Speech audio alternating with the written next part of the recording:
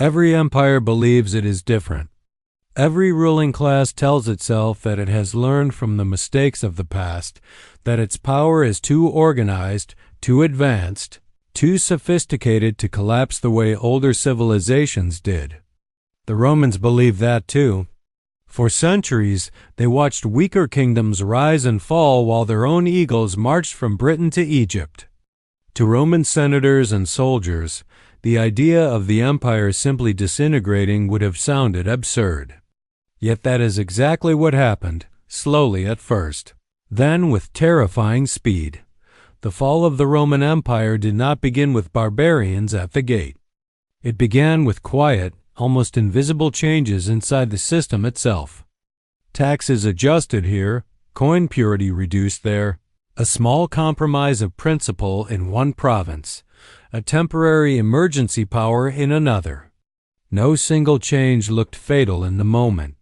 Together, they formed a pattern, a 15-step descent from confident superpower to fractured ruins. Most Romans never recognized these steps for what they were until the collapse had already begun. In this video, we will walk through 15 hidden facts about the Roman collapse that almost no one living inside the empire understood at the time. You will see how slow decay turned into sudden breakdown, how predictable the pattern was, and how closely it mirrors the way complex systems fail today. Stay with us until the end, because Fact 7 will permanently change the way you think about normal times. And the final fact will show you the one lesson Rome never learned. But you still can. Hidden Fact 1. The empire was collapsing while everything still looked strong on the surface. For most of the 3rd and 4th centuries, Rome still looked impressive. The cities were crowded, the aqueducts still carried water, legions still marched, and coins still carried the emperor's face. Markets opened every morning. Games were still held. People married, traded, argued, and went about their lives. If you had asked an ordinary citizen whether the empire was ending, they would have laughed. But underneath that surface, the foundations were rotting. The state struggled to pay its soldiers without debasing the currency. Local elites quietly transferred wealth into land and hard assets instead of holding imperial money. Provincial governors became more loyal to their own regions than to the distant capital. Rome didn't collapse when the last barbarian crossed the border. It collapsed as soon as the system stopped being able to fund itself honestly, even though daily life still felt normal. Hidden Fact 2. The most dangerous decisions were called temporary emergencies. Again and again, Roman leaders justified extreme measures as short-term solutions. Temporary tax increases to fund a campaign. Temporary debasement of the silver denarius to pay bonuses to the army. Temporary expansions of imperial powers to deal with unrest. Each time, citizens were told that this was exceptional, that normal rules would return when the crisis had passed. They almost never did. Emergency taxes hardened into permanent burdens. Once coin purity was reduced, it was far easier to debase it further than to restore it. Extraordinary powers given to emperors in turbulent times became the new baseline. Rome's decline was not a single reckless choice. It was a long series of just this once decisions that slowly rewrote the system until it no longer resembled the republic. That built the empire. Hidden Fact 3. Currency debasement quietly destroyed trust before any army did. Roman coins began as reliable pieces of precious metal.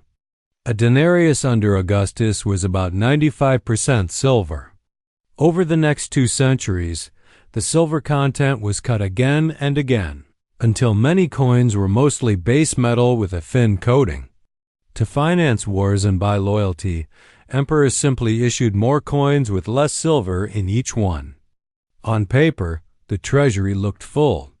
In reality, value was dissolving. Ordinary people noticed long before historians did. Bakers demanded more coins for the same loaf of bread. Soldiers insisted on higher pay.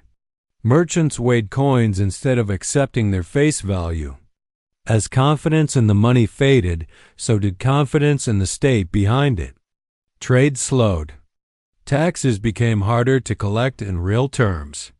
By the time enemies were breaching frontiers, the empire's monetary system had already broken, the invisible contract between ruler and ruled.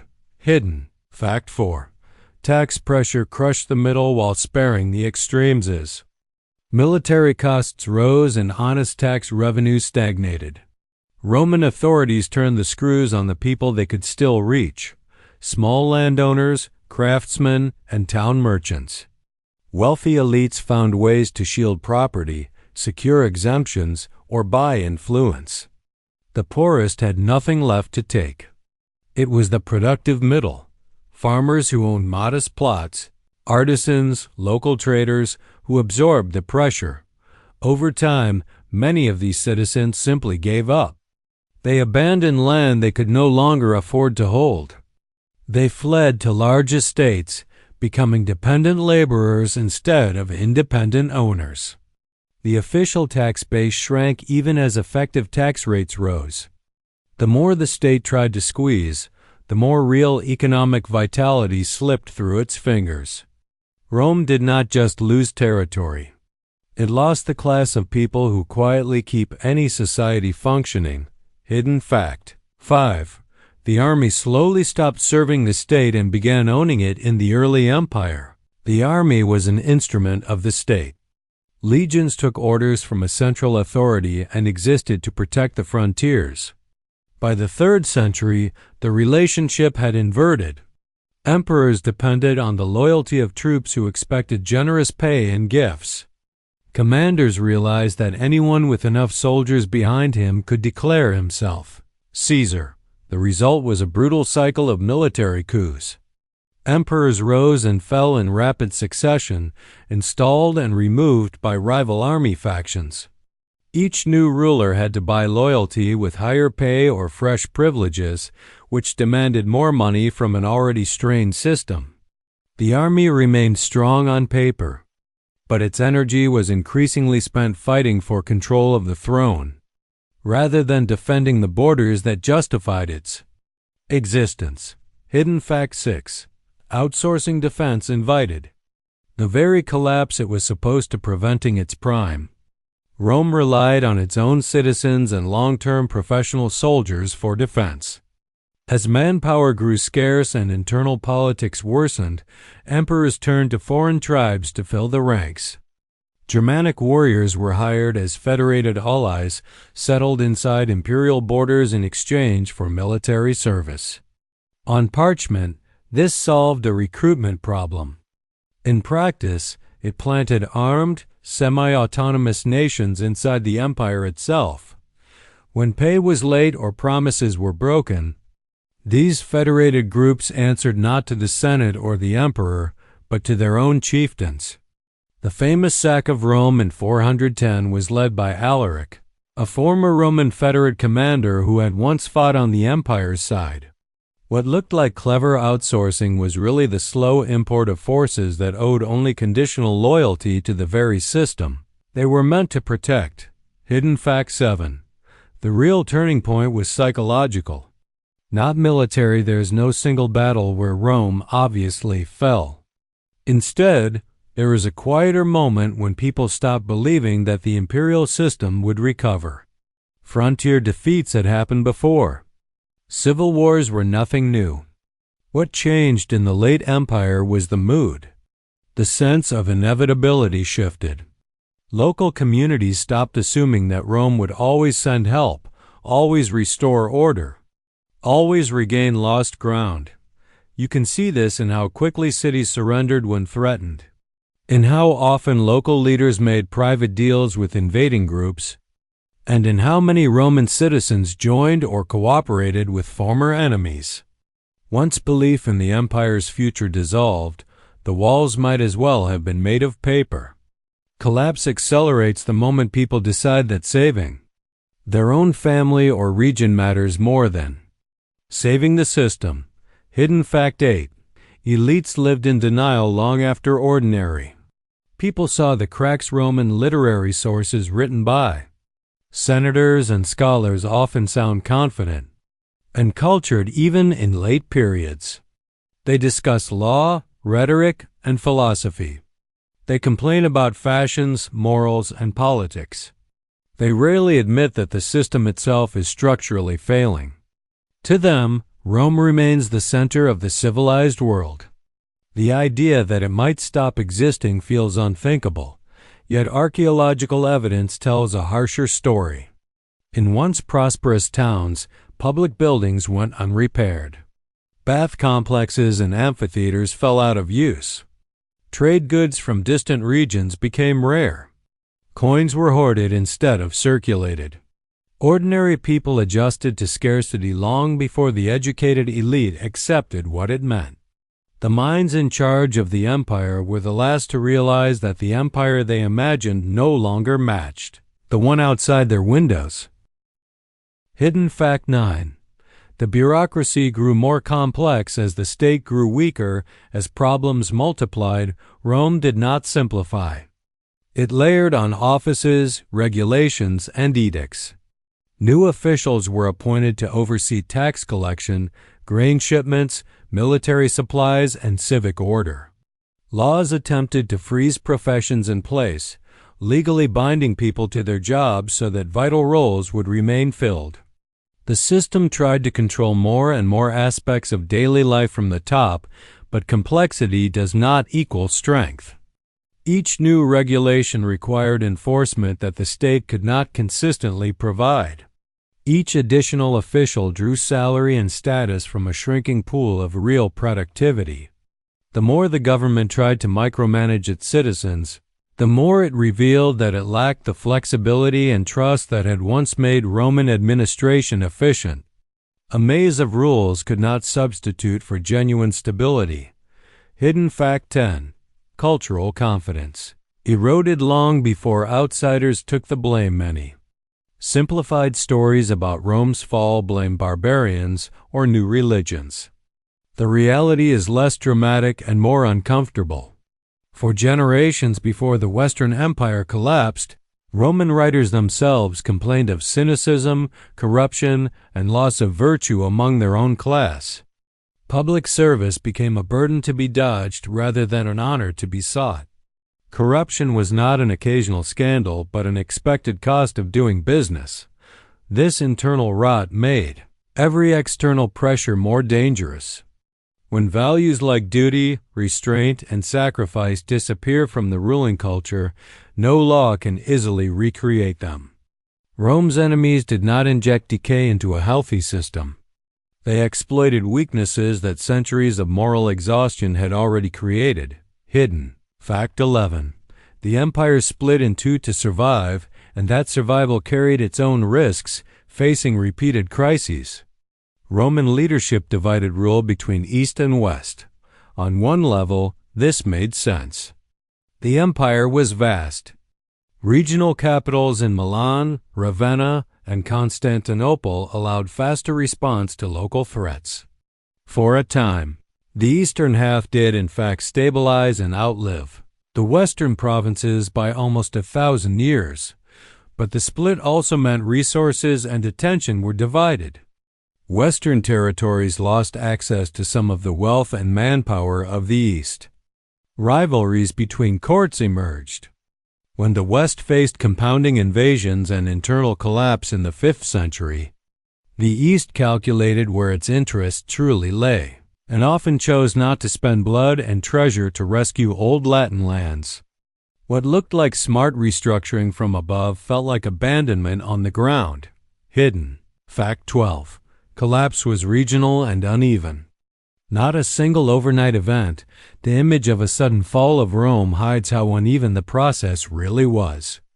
Some regions experienced disastrous change quickly. Cities sacked, populations displaced, economies shattered. Others transitioned more slowly, with local Roman elites negotiating terms with new rulers and keeping parts of the old administration running under new banners. In some towns, life a generation after the fall looked surprisingly similar to life a generation before. just with different symbols of authority. This unevenness is part of what made the collapse so confusing to people living through it. There was no date when everyone agreed that the empire had ended. Instead, there were years of rumors, partial breakdowns, temporary recoveries, sudden disasters in one area and relative calm in another. From the inside, it felt less like a single event and more like a long, unstable slide. Hidden fact 13. Ordinary families paid the highest price for elite mistakes. When historians talk about Rome's fall, they often focus on emperors, generals, and battles. The real cost was borne by people whose names were never recorded. Farmers who saw their fields trampled by passing armies. Townspeople who lost savings as coins devalued. Parents who watched children conscripted or carried off in slave raids. Refugees who walked for weeks to escape violence, only to find new regions equally unstable. These families had no control over imperial budgets or frontier strategy. They simply lived with the consequences. For them, the collapse was not an intellectual puzzle. It was hunger, fear, and the slow realization that no one in power was coming to fix anything. Empire and collapse are abstractions. The experience of both is painfully personal. Hidden fact 14. The system consumed its future to preserve its present in its last centuries. Rome survived by spending tomorrow's strength to solve today's problems. Forests were overcut for fuel and construction. Soil was exhausted by overuse. Young men were drawn into the army or walked away from farms that could no longer feed them. Taxes collected today meant fewer resources for investment in aqueduct repairs, road maintenance, or local resilience. On parchment, the empire still existed. On the ground, it was eating its seed corn. Every short-term fix, another debasement, another emergency levy, another political compromise, made the long-term position weaker. By the time the structure finally gave way, there was very little slack left in the system. Collapse did not just come from outside. It came from the exhaustion of every reserve. Hidden fact 15. The end was not the end of people.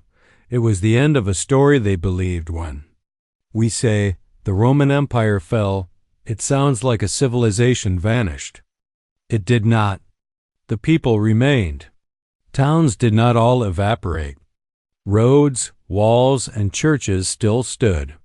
What ended was a particular political and monetary story, that a single centralized, eternally expanding power could hold together multiple cultures, economies, and frontiers under one unbreakable system. That story died when enough people stopped believing it and started making other arrangements, aligning with new kings, using new coins, building loyalty to smaller, more local authorities. For those who had tied their entire identity and security to the imperial story, the end felt like disaster. For their descendants, it was simply the world they inherited. The collapse of Rome is not just an ancient tragedy. It is a case study in how complex systems fail, slow, almost invisible decay. Emergency measures that never unwind. Money that quietly loses meaning. Institutions that grow more intrusive as they grow less effective. Elites who stay in denial until the structure gives way.